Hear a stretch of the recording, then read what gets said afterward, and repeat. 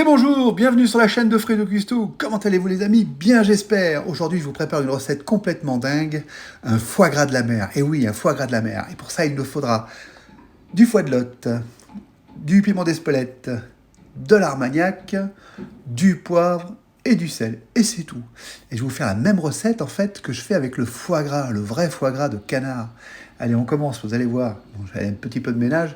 Je vais commencer par dénerver le foie. Comme pour le foie gras, c'est la même chose. Sauf que là, ça reste quand même beaucoup plus facile à dénerver. Donc avec la pointe de mon couteau, je suis les nerfs et je vais les détacher tout simplement.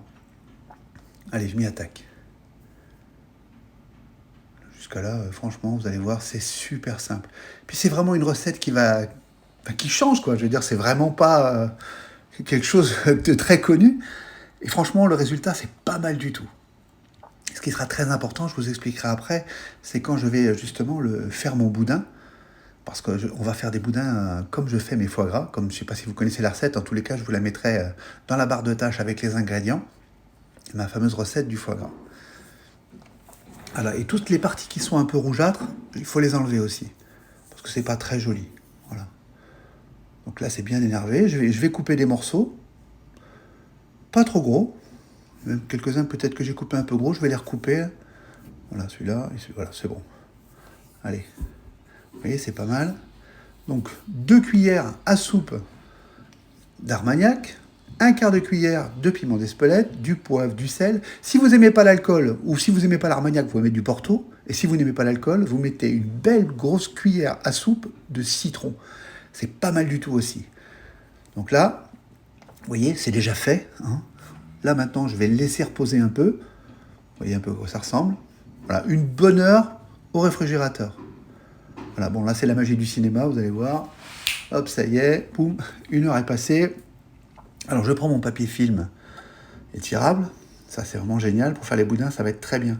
Alors comme je vous disais, c'est vraiment important de bien serrer votre boudin, d'enlever un maximum d'air, mais surtout de bien le serrer. Parce que sinon, à la fin, eh ben, ça se détachera.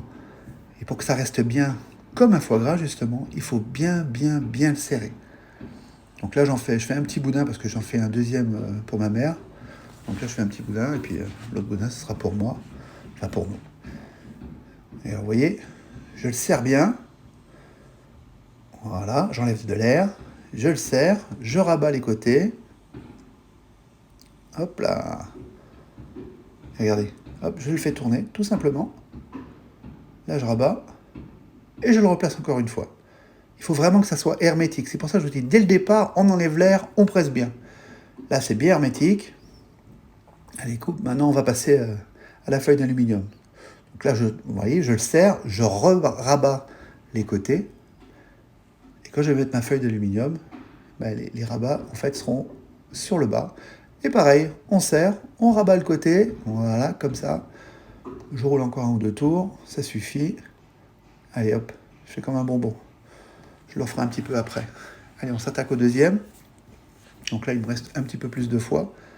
C'est une recette qui est super simple à faire. Vous allez voir, alors il faut aimer le foie de lotte. Hein. Moi, c'est une recette que j'ai appris quand j'avais 16 ans. Alors je vous dis pas l'âge que j'ai, mais moi je le faisais en terrine en fait. Là, je vous le fais en boudin.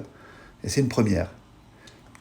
Alors après, à l'accompagnement, moi je vais faire un petit, qu'on appelle ça, une petite compotée d'oignons, mais vous pouvez préparer un citron. Avec le citron, ça ira très bien aussi. Bon, là, c'est la même opération que tout à l'heure. Hein. Je vous dis, c'est vraiment simple. Vraiment simple.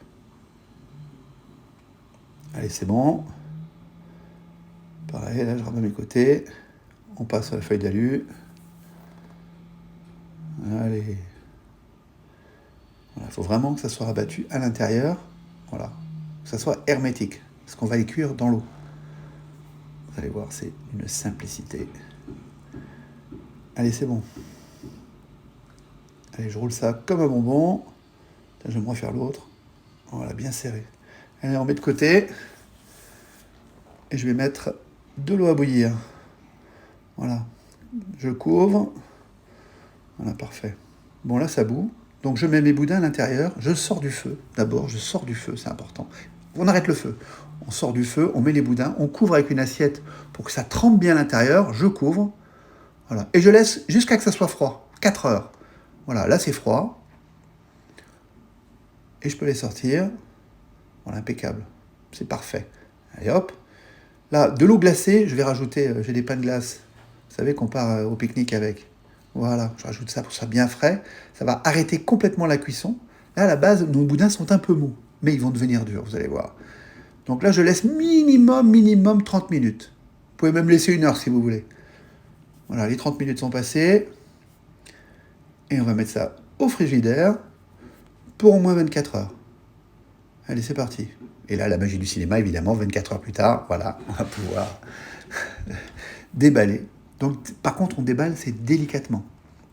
On commence avec l'aluminium, je coupe les bords. Voilà, ça sera beaucoup plus facile, regardez comme c'est beau. Beaucoup plus facile après pour le déballer. Alors là, par contre, je sais pas, je pense que le ciseau, ça peut le faire. Donc, c'est pas évident. Allez, le ciseau, on va jusqu'au bout. Et au moins, ça fait déjà une partie. Donc, j'enlève ça. Il me reste encore un petit peu. Allez, regardez ça. Regardez le boudin comme il est beau. Et là, je vais le couper en deux. Vous allez voir, c'est du foie gras. Comme du foie gras. Avec un goût différent, évidemment. Regardez ça, regardez ça. Voilà. Voilà, regardez ça.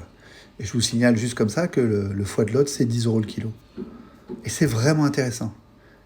Et vous pouvez utiliser les ingrédients de foie gras hein, pour justement changer la recette. Moi, j'ai mis du piment à l'espelette, vous pouvez mettre autre chose.